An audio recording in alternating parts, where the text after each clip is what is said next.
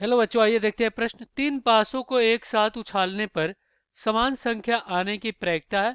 विकल्प ए दिया गया 1/6, बी दिया गया 1/36, सी दिया गया 5/36 और डी दिया गया इनमें से कोई नहीं। तो चलिए इसको हल कर लेते हैं। सबसे पहले तो हम क्या करेंगे, मुख्य अवधारणा लिखेंगे। मुख्य अवधारणा।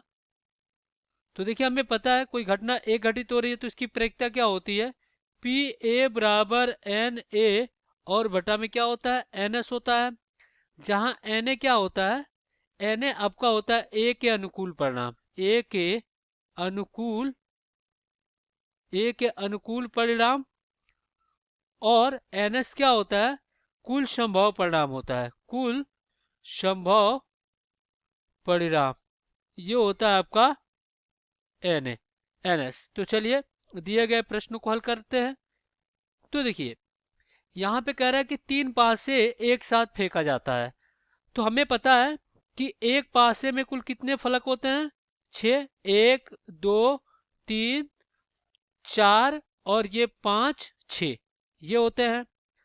तो यहाँ पे ऐसे कह रहा है कि तीन पासे हैं, तो यहाँ पे जो कुल संभव परिणाम होगा वो क्या हो जाएगा, वो जाएगा एन एस बराबर में एक पासे में 6 फलक, तो तीन पासे हैं तो यहाँ पे 6 × 6 × 6 तो कितना हो जाएगा, 216 हो जाएगा। तो कुल संभव परिणाम कितने हो जाएंगे, 216 हो जाएंगे। अब प्रश्न में कह रहा है कि समान संख्या आने की प्रायिकता। तो देखिए अगर हम क्या कर लेते हैं, मान लेते हैं, माना घटना घटना ई घटना ई को मान ले रहे हैं समान संख्या प्राप्त हो, समान संख्या प्राप्त हो।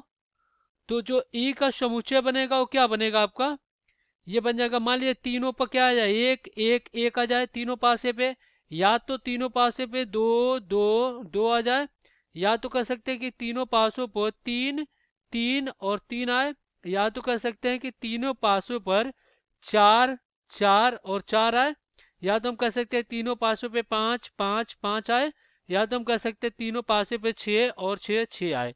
यही संभावना हो सकते हैं। तो देखिए कुल कितने हो रहे हैं, 1 2 3 4 5 6। तो यहाँ पे ई के अनुकूल परिणाम कितने हो जाएंगे, एन ई बराबर हो जाएगा आपका 6।